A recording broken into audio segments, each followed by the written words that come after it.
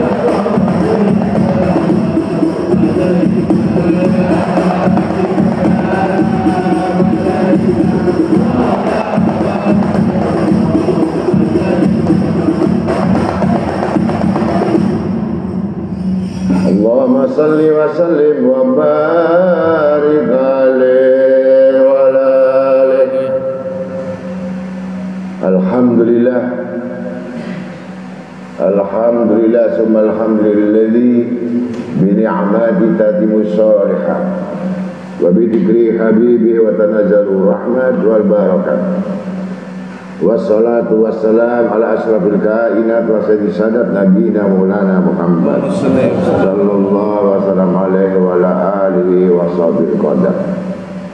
Asyhadu an la ilaha illallah wa la syarika lahu rabbul ardi was samawati wa asyhadu anna sayyidana Muhammadan abduhu wa rasuluh sahibul ayati wal mujizat. Allahumma salli wa sallim wa barik wa karrim wa adim ala sayyidina wa nabina wa habibina wa syafi'ina wa qudwatuna wa imamuna wa qurrati ayunina wa maulana Muhammad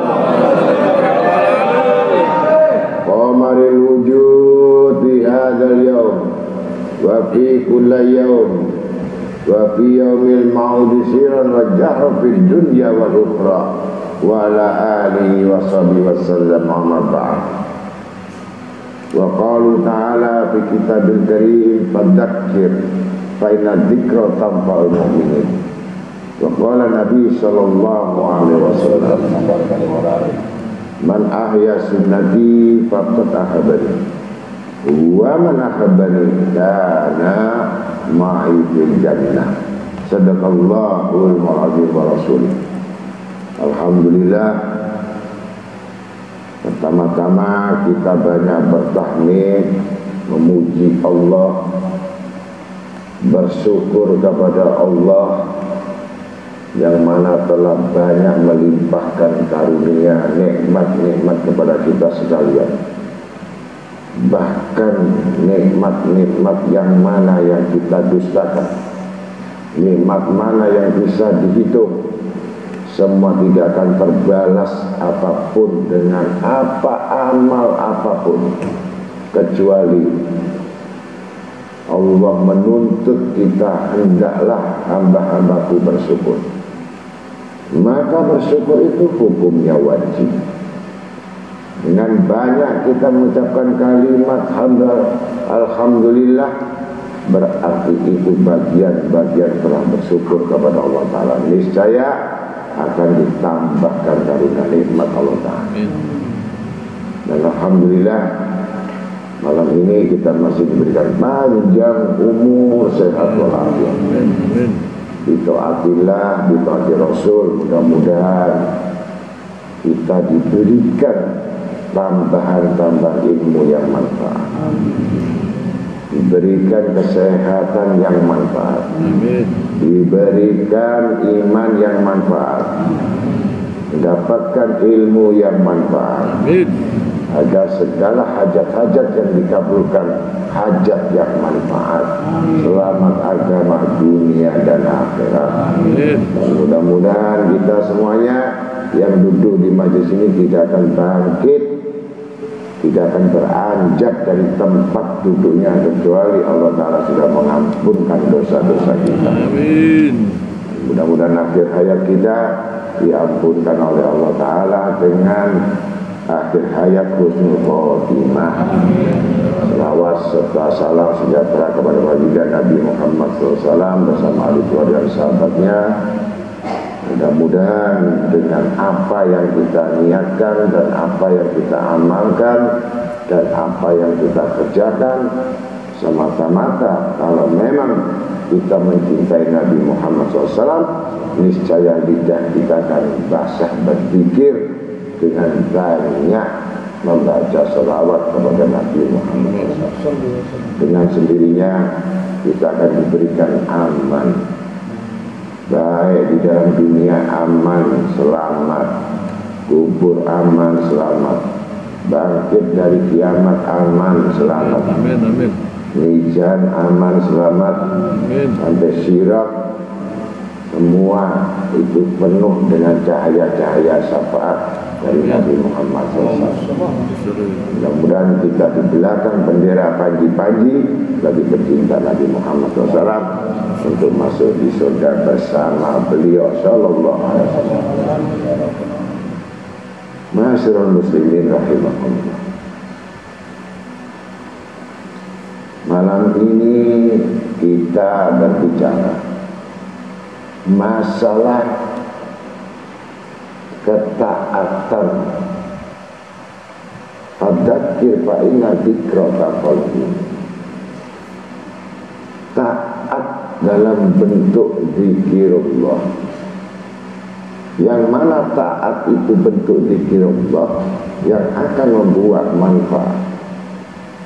Manfaat bagi orang-orang beriman. Ada orang yang berzikir tapi nggak manfaat. Ada orang yang beramal tidak manfaat. Ada orang yang disebut ibadah tidak manfaat. Kenapa bisa tidak manfaat? La yanfa'ilal malun wal banin. Sudah ada di Al-Quran, tidak manfaat harta anak-anakmu dan istri-istrimu, tidak manfaat. La yanfa'mal harta banun anak-anak kamu. Ini disebabkan kenapa? Tidak berzikir. Yang zikir mana yang tidak disertai ketaatan. Apapun bentuk ketaatan ini adalah bentuk ketundukan. Ini dimaksudkan tundukan itu apa? Apakah wajah kita yang tunduk? Tidak. Ketundukan itu adalah hati yang betul-betul tunduk kepada Allah. Ati'u. Dengan ati'u itu betul-betul taat kepada Allah. Yang tidak pada lainnya atiullah wa rasul, taat pada Allah dan Rasul. Untuk memperoleh derajat yang mulia, maka manusia harus mempunyai persyaratan-persyaratan yang harus dimiliki. Bagaimana cara orang itu bisa berzikir? Bagaimana orang itu bisa manfaat? Bagaimana manusia itu bisa menjadi orang beriman? Bagaimana manusia itu bisa yakin? Bagaimana manusia itu bisa ikhlas? Jadi 5 perkara. Ini diawali. Yang jelas pertama, manusia ini adalah hijrah. Ini pertama. Apa yang dimaksud hijrah? Apakah hijrah itu pindah dari rumah satu ke tempat lain, atau dari tempat pekerjaan ke tempat lain? Itu sifat pada umumnya. Seperti halnya Nabi Muhammad SAW hijrah dari kota Mekah ke Madinah. Itu meninggalkan satu tempat ke tempat lain. Tapi hijrah dalam makna yang lain. Pertama itu jelas hijrah itu untuk tingkatan awal ialah membersihkan dohir, mensucikan dohir. Itu hijrah. Hijrah betul-betul meninggalkan satu perbuatan maksiat, perbuatan yang membuat kemarahan, kebencian Allah, perbuatan yang betul-betul membuat kemarahan malaikat, perbuatan yang membuat marahnya, kecewanya Rasul Sallallahu Alaihi Wasallam. Ini hijrah.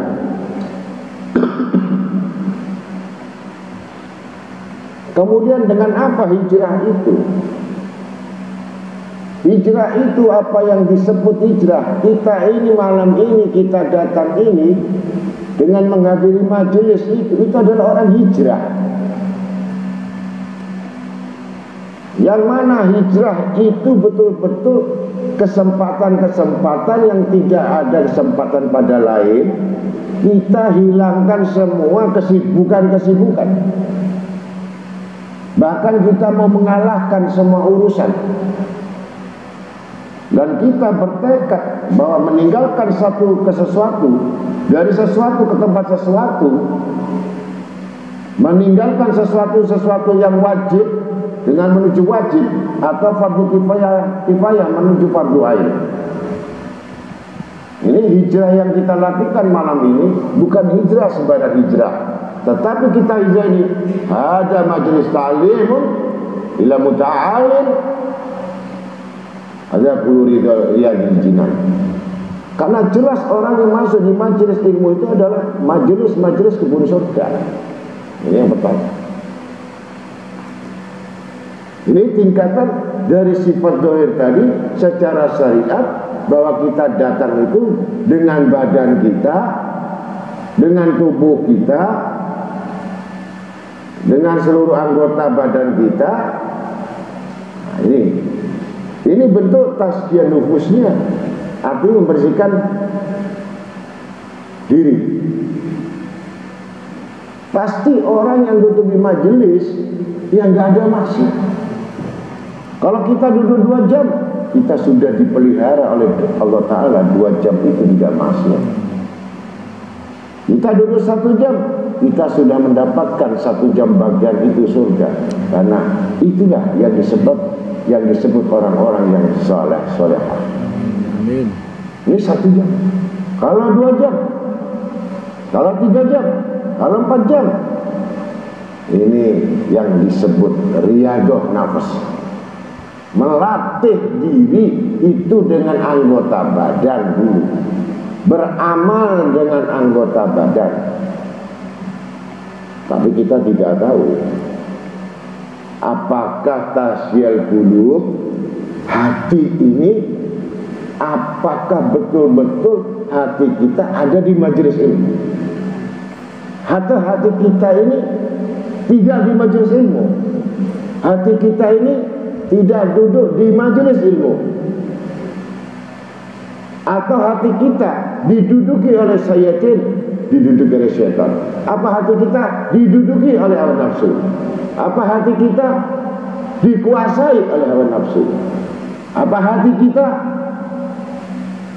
dikuasai dengan segala sesuatu yang sehingga alam pikiran hati kita di luar majelis? Ini yang bahaya. Karena duduk ini wadah. Wadah itu adalah tempat. Tempat itu adalah pengisian. Terisi atau tidak tergantung wadah. Apakah wadah yang ada diisi dengan satu pengetahuan, atau diisi dengan duniawi, atau diisi dengan maksud-maksud yang lain. Wallahu a'lam bishawab. Nafsi. Kamu punya pikiran sendiri, saya punya pikiran sendiri. Tapi fadzakir fa inna dzikra tanfa'ul mu'minin. Kalau kamu mengingatkan satu sama mengingatkan dengan orang-orang mukmin, maka manfaat bagi orang mukmin. Ini hijrah. Satu kali kita hijrah untuk mendapatkan satu kebaikan, kita sudah menang. Ini kemenangan. Kemenangan mendapatkan satu kebaikan, dan satu kebaikan dibalas oleh Allah Ta'ala 10 isri, 10 kebaikan. Ini satu. Nah, kalau kita terkalahkan, kita masih dapat poin 1. Istilahnya tubuh kita separuh saja yang dapat, misalkan di majelis itu sudah dapat separuh. Karena yang hatinya masih banyak masalah, banyak beban, banyak pikiran, banyak ini, ruwet semuanya. Minimal dia mendapatkan pahala duduknya, pahala mendengarnya, pahala duduk dan pahala mendengar. Walaupun pahala pemahaman tidak dapat, tetapi dia sudah mendapatkan dukungan bahwa orang yang duduk di majelis itu sudah dapat jaminan, yang mana jaminan yang jelas pengampunan dosa. Itu. Kalau keluar berbuat dosa lagi, ya ditulis lagi. Kalau masuk dia berbuat baik, berarti diampuni dosa. Keluar berbuat dosa, dicatat lagi. Itu keuntungan majelis. Bahkan orang yang lewat itu ada apa sih rame-rame ini? suara dantung-dantung apa, teriak-teriak itu apa, ngintip dia nggak ikut ngaji, hanya melihat sambil berdiri, iseng aja berdiri. Oh, orang ngaji berdiri ikut, maka dia juga diampuni dosanya. Itu kehebatan majelis ilmu. Hanya dia melihat ngintip, itu pengajian apa? Oh, pengajian ceramah. Iseng-iseng aja itu. Bukan niat datang langsung duduk majelis, tidak, hanya iseng saja. Itu sudah termasuk hijrah. Yang jelas hijrah itu tadi meninggalkan sesuatu bentuk yang dibenci oleh Allah, mendatangi yang dicintai Allah, yang dicintai Rasulullah, itu majelis ilmu. Meninggalkan yang dibenci, meninggalkan yang dimarahi, mendatangi satu majelis, hijrah. Berarti dapat 1 poin. Ini pertama. Yang kedua adalah betul-betul jihad. Apa jihad? Jihad adalah bentuk melawan hawa nafsu. Tidak ada musuh yang besar, tidak ada perang yang besar, tidak ada kekuatan yang besar. Bahkan iblis pun kalah kalau orang sudah diterjang oleh hawa nafsu. Jihad. Datang di majelis, jihad. Meninggalkan satu negeri ke negeri lain untuk mendapatkan satu ilmu, jihad. Untuk mendapatkan satu kebaikan, jihad. Bukan hanya dengan pedang, bukan hanya dengan darah kalian, tapi jihad melawan kebodohan, jihad melawan hawa nafsu. Yang mana selama ini kita tertipu dengan cintanya dunia, membuat jihad terhadap dunia. Ini jihad.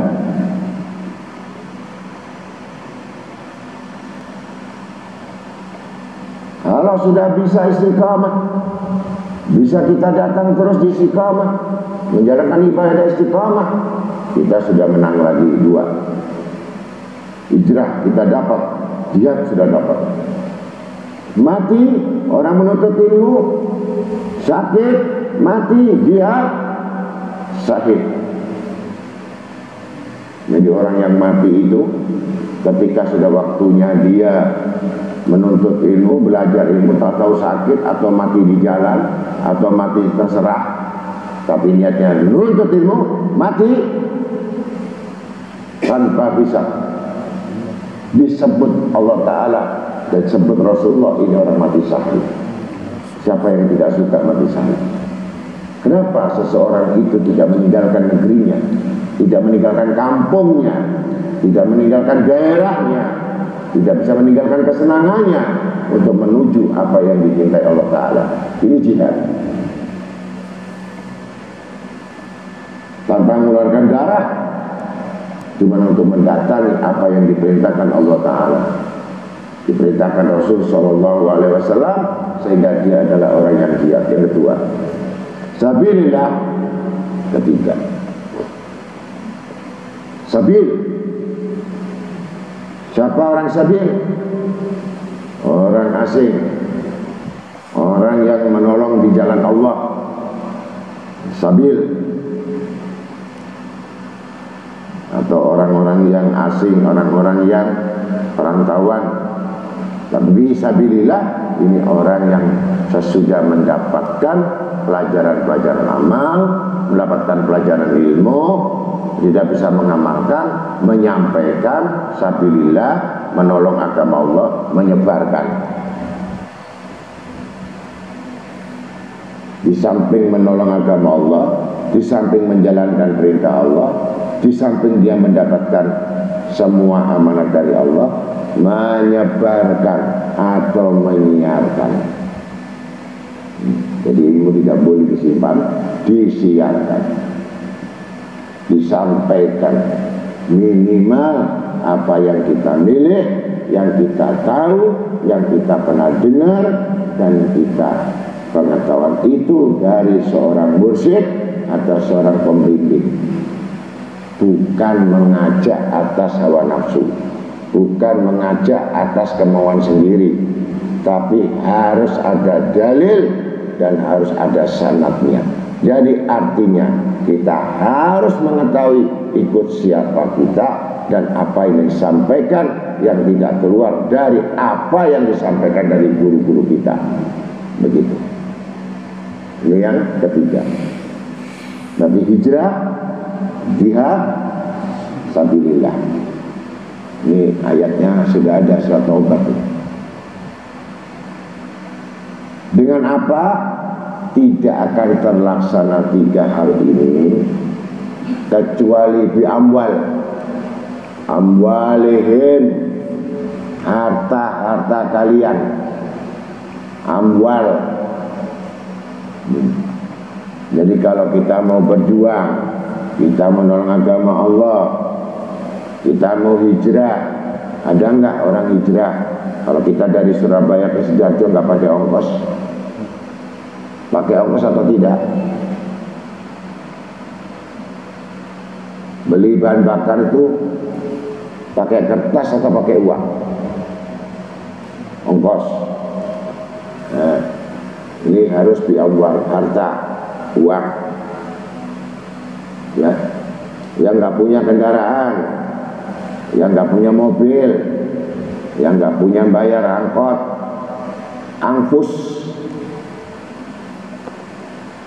angkusihim, ya, jalan kaki, tenaga.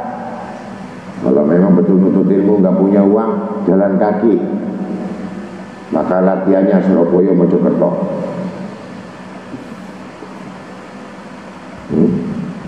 Atau nunggu teman yang bisa mengantar atau yang bisa membawa kita. Enggak, tergantung niat kita dengan cara anfusihim.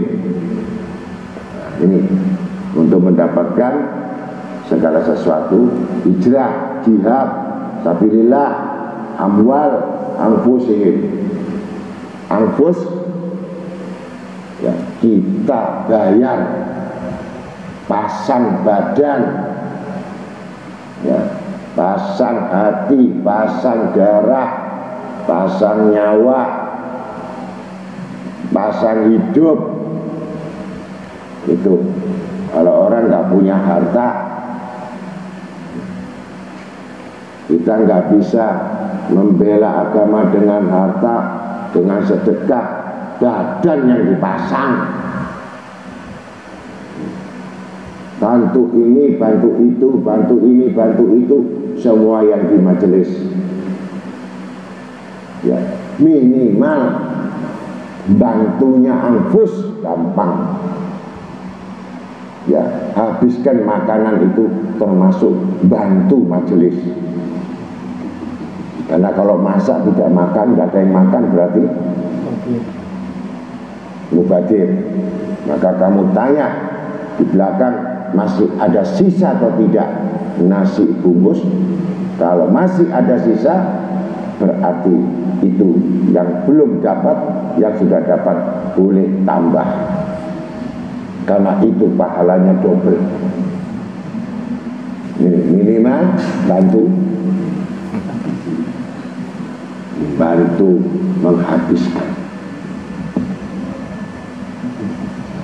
Minimal illa a'dhamu darajatan illallah, illa ketahuilah itulah Allah Ta'ala menitipkan derajat. Ya, ini pangkat saya apa? Ketika saya sudah mengaji, kami sudah datang di majelis, kami sudah hijrah, saya dapat jabatan apa? Kalau sudah ngaji, sudah duduk, 10 tahun, 15 tahun, 20 tahun. Nah, ingat ya. Yang aneh, orang tanpa punya pendidikan, nggak pernah belajar, nggak pernah menulis, itu namanya barang siapa yang menuntut ilmu tidak membawa kertas, tidak membawa kertas, tidak membawa pulpen, itu namanya kunjungan orang sakit.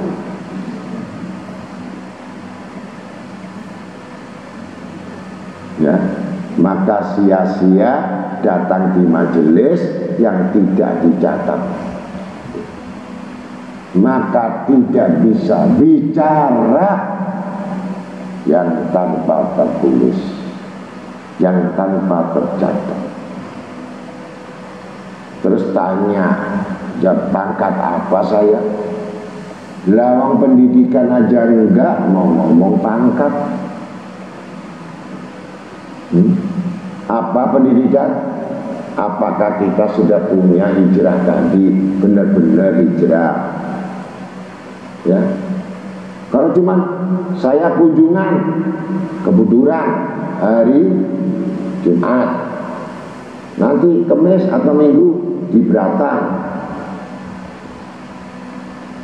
itu 3M. Tahu 3M? Mahasiswa mundar mandir.